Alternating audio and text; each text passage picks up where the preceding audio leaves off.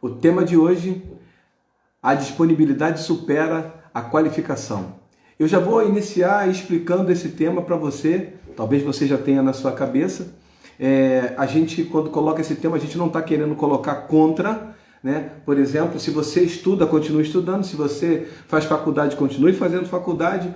Esse tema não tenta contrariar, não tenta desqualificar, por exemplo, aquelas pessoas que estudam, que se esmeram em aprender algo, uma profissão, ou seja lá o que for, mas ela não é determinante para que você seja usado na obra de Deus. Então a gente deixa claro que a disponibilidade supera em todos os aspectos, todos os sentidos, a qualificação. Uma pessoa qualificada, ela vai ser usada por Deus e a sua qualificação também vai ser usada por Deus na obra, em algum momento. Mas isso não é determinante para que ela seja usada por Deus, para que ela seja enviada por Deus e seja um instrumento de Deus para alguém. Então, nós já entendemos aqui que a qualificação ela é importantíssima, mas não é determinante para que Deus use uma pessoa na obra dele. Então, feito isso, se você está estudando, continue estudando. Se você está fazendo faculdade, continue fazendo. Se você já fez faculdade e deseja fazer uma pós-graduação, mestrado ou até mesmo doutorado, faça. Vai ser importantíssimo. Amém? Isaías, ele tem um texto aqui que nós vamos ler agora, e esse texto é tremendo para que nós possamos entrar nesse tema, mergulhar e assim absorver tudo aquilo que Deus tem para a nossa vida. Acompanha comigo. Isaías capítulo 6, versículo 1. A gente vai ler até o versículo 8. Diz assim a palavra do nosso Deus eterno. No ano em que morreu o rei Uzias, eu vi o Senhor assentado sobre um alto e sublime trono, e o seu séquito enchia o templo. Os serafins estavam acima dele, cada um tinha 6 asas, com 2 cobriam o rosto, e com 2 cobriam os pés, e com 2 voavam, e clamavam uns para os outros, dizendo: Santo, Santo, Santo é o Senhor dos exércitos, toda a terra está cheia da sua glória. E os umbrais das portas se moveram com a voz do que clamava, e a casa se encheu de fumaça. Então disse eu: ai de mim, que vou perecendo, porque eu sou um homem de lábios impuros e habito no meio de um povo de impuros lábios. E os meus olhos viram o Rei, o Senhor dos exércitos. Mas um dos serafins voou para mim, presta atenção, trazendo na mão uma brasa viva, que tirara do altar com uma tenaz, e com ela tocou a minha boca e disse: eis que isto tocou os teus lábios, e a tua iniquidade foi tirada e purificado o teu pecado. Versículo 8. Depois disso ouvi a voz do Senhor que dizia: a quem enviarei? E quem há de ir por nós? Então disse eu: eis-me aqui, envia-me a mim. Nesse momento nós observamos 2 grandes experiências vividas pelo profeta Isaías.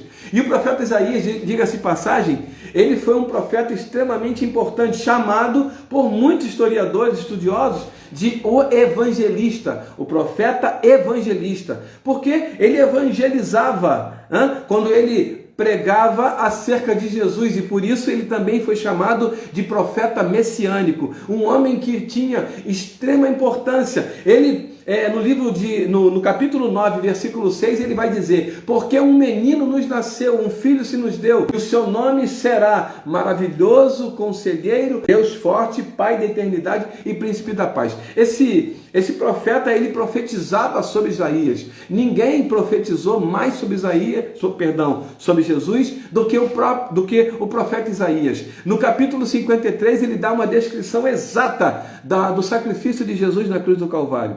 Esse homem, inicialmente, ele se considera incapaz, ele se considera indigno de estar fazendo algo tão grande por alguém tão grandioso, porque ele teve essa visão aqui, ele teve a visão de um alto e sublime trono. Quando o rei Uzias, ele morre, e ele tem essa visão. Nesse momento, Isaías considera, eu disse ontem isso na mensagem, ele considera a sua condição humana para poder realizar alguma coisa. E aí, sempre que nós vamos fazer algo, em que nós nos deparamos com algo assim muito grande, muito difícil, nós consideramos a nossa condição humana para realizar aquela tarefa, aquela missão, seja ela qual for. E Isaías não foi diferente, ele considerou ele um homem de impuros lábios, que habitava no meio de um povo de lábios impuros. Ele considerava toda aquela situação, todo aquele ambiente, todo aquele contexto, ele considerava insuficiente. Ele se considerava insuficiente para realizar tamanha obra. E aí um dos serafins, vai até o altar. Olha, note, o altar significa que algo veio de Deus para o homem. A purificação, a condição dada para o homem não veio do homem para o homem, veio de Deus para o homem. O serafim pega uma brasa, no altar, e ele toca nos lábios de Isaías. Essa brasa, essa tenaz, toca nos lábios e ele diz assim no finalzinho, versículo 7: eis que isto tocou os teus lábios, e a tua iniquidade foi tirada e purificado o teu pecado. Ou seja, o homem está agora condicionado, ele tem agora condições de fazer o que Deus colocou nas mãos dele, porque ele foi purificado. Note, essa purificação não veio do homem para o homem, veio de Deus para o homem. Semelhantemente ao caminho que foi aberto, quando o véu se rasgou do alto a baixo, nós falamos aqui já sobre isso. Quando o véu se rasga do alto a baixo, é uma ação de Deus para o homem. O véu poderia se rasgar em qualquer parte, de baixo para cima, do lado, qualquer parte, mas ela se rasgou do alto a baixo. E por que a Bíblia é enfática em dizer do alto a baixo? Porque é uma ação de Deus para o homem. O homem, só um parênteses, o homem sozinho não consegue. O homem não é autossuficiente para resolver questões espirituais. Ele depende do Senhor agindo na vida dele. Isaías, ele percebe isso, ele é purificado pelo Senhor através do serafim, e a partir de agora ele pode responder a essa pergunta de forma positiva, ele pode responder positivamente a essa pergunta feita pelo Senhor. No versículo 8. A quem enviarei? E quem há de ir por nós? Essa pergunta é muito perigosa. Não dá para a gente responder de qualquer forma, de qualquer maneira. Essa pergunta é uma pergunta muito delicada. E para você responder essa pergunta, você tem que estar ciente daquilo que vai acontecer após a resposta dessa pergunta. Quais as consequências que eu e você temos ou vamos viver após responder essa pergunta? Ontem, ao final da mensagem, a pastora Vânia Vale, ela mandou para mim uma postagem de uma missionária que atua no campo missionário lá na África, há 5 anos pelo menos. E ela mandou, dentre tantas coisas que ela colocou o cenário, ela colocou a situação que o filho dela viveu, o Felipe, ela colocou todo o cenário, alguns vídeos que eles estão vivendo, e a alegria dela em estar participando com os domésticos da fé naquele momento, naquela situação. E ela coloca o que, de uma forma geral, ela colocou aqui em palavras o que eles vivem nessa situação como missionário. Colocou assim, são guerrilhas, fome, calor intenso, doenças e forças malignas atuando. E aí ela coloca a missionária Paula, que está há 5 anos na África, atuando como missionária do Senhor. E o que leva uma pessoa a viver, a largar tudo que ela tem, tudo que ela está vivendo, talvez uma qualificação profissional, talvez um concurso público, uma vaga, talvez uma estabilidade financeira, larga aqui tudo. O que faz uma pessoa em sã consciência, não é obrigada, não foi a partir de uma determinação de alguém, não foi com uma faca no pescoço que ela decidiu, mas foi quando ela respondeu a essa pergunta, que não é para nós. Essa pergunta aqui eu trago para a minha vida e eu quero levar ela para a sua vida, mas ela não foi feita para nós. Essa pergunta aqui foi feita ao profeta Isaías, especificamente a Isaías. A quem enviarei? Quem irá por nós?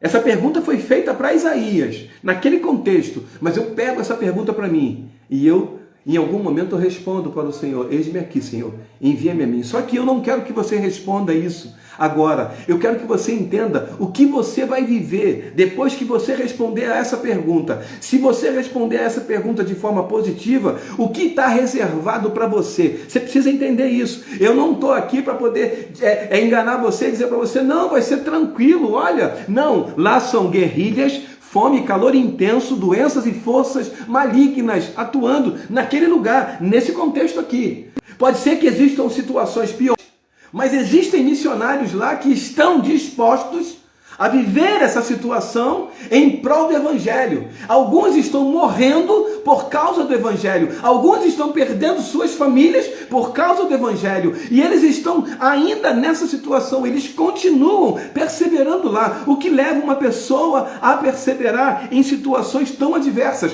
O que leva uma pessoa a perseverar sabendo que a vida dela corre perigo, sabendo que ela pode ser morta a qualquer momento? O que leva uma pessoa a fazer o que está fazendo? Continuar sabendo que o perigo é iminente. O Senhor chamou essa pessoa para fazer isso e ela respondeu a uma pergunta: a quem enviarei? E quem irá por nós? Alguém lá na África, nesse momento, e nesse caso, a missionária Paula, que a pastora Vânia sempre tem contato, pastora Vânia Vale, e ela é uma pessoa que ora por esses missionários, é uma pessoa que está sempre em contato, está enviando ofertas missionárias. Então é uma pessoa que tem contato. E essa missionária, ela está há 5 anos fazendo a mesma coisa desde o início, com a mesma alegria, enganada, achando que vai, não, certa de que hoje pode ser o último dia dela lá. Porque nós lemos aqui o texto que ela mandou, diz assim: são guerrilhas. Eu tenho certeza que você entende que é uma guerrilha. Qualquer pessoa, mesmo que não tenha vivido uma situação de guerra, ela sabe o que é uma guerrilha. Uma guerrilha é uma pessoa contra outra pessoa, um grupo de pessoas contra outro grupo de pessoas. E no meio estão as pessoas que não fazem parte nem do grupo A, nem do grupo B. E, diga-se de passagem, nem querem essa guerrilha, mas estão no meio dessa guerrilha, no fogo cruzado. E o que leva uma pessoa a continuar nesse lugar? Sabendo que o conforto não é certo, sabendo que, aliás, o desconforto é certo. O que leva uma pessoa a fazer isso? A pessoa disse sim ao chamado de Deus. A pessoa disse sim à vocação, aquilo que Deus colocou no seu coração. E ela está lá na África. E a pergunta que fica no ar, e que agora eu quero fazer para você, aqui está no versículo 8. Quem está disposto a responder a essa pergunta feita ao profeta Isaías? Quem hei de enviar? Quem irá por nós?